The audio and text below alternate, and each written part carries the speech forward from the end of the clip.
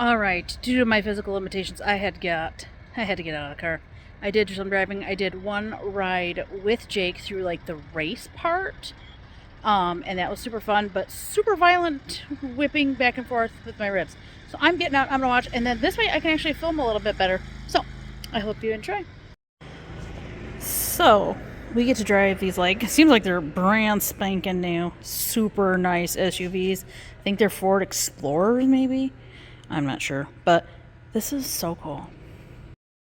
I was supposed to line up with the cones, correct? Holy crap, Yeah. I'm No, driving come my own around, squad come car, through the, too many cones next time. and How's we are that? driving through the police That's training a great course. deal. Sorry, they're talking to the radio. I'm all by myself in a police car, squad car, and we're gonna learn how to drive evasive maneuvers. So I just had to quick show you that. This is so cool and so fun, but also really scary.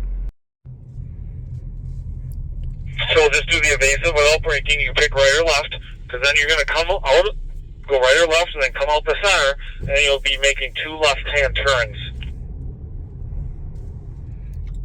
Okay. Now I am riding with Jake. This turning was too much for my rib cage, but it was so fun and kind of scary.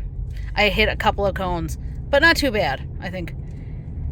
So now we're following an instructor because we're doing a little bit of a different part of the course.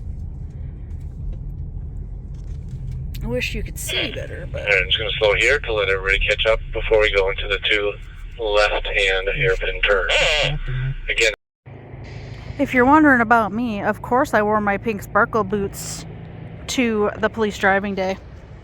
Alright, we're gearing up. Jake is going to be next. He's the headlights.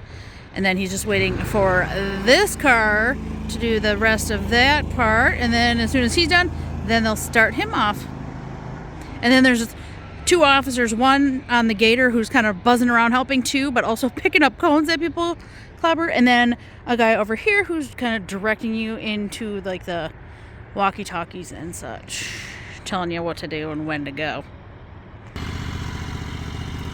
Okay, before Jake goes, these officers and teachers are so incredibly great. Obviously, with my health limitations, I did talk to that about that with them, and they like have done everything to make it accessible for me to actually participate, which is really fun and really thoughtful. So that is a huge highlight. I started this whole video is dark, but I just wanted to really film it and remember it, and go with that. All right, this is it for real. Jake's on deck, and I'm gonna try my best to get him. It's like I said, it's really hard. You can see the cones. All right, now this is time, so we're going as fast as you can, but without hitting cones. Every cone you hit is a 5-second add-on to your total.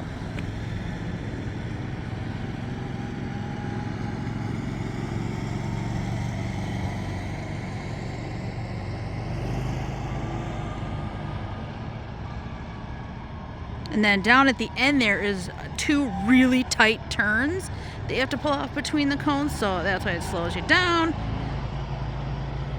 And then it kind of turns, and then it opens back up where you can kind of really gun it, but then you do have to stay between certain lanes, and like I think it was called the evasive lanes.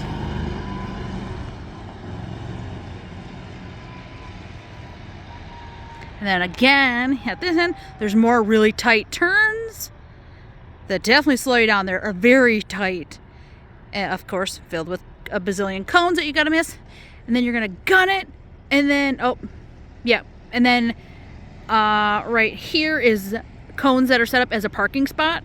Like a really tight parking spot. So you gotta try to get in and get back out without hitting any of the cones. And as fast as you can, because then you're gonna head towards the finish line. So he backed up, looks like he did a great job, and then he's gonna gun it. There he goes. There he goes. Then you get to slam on the brakes at the end, which is fun. And then the cool gator guy follows him around and picks up cones you may have flung across the course.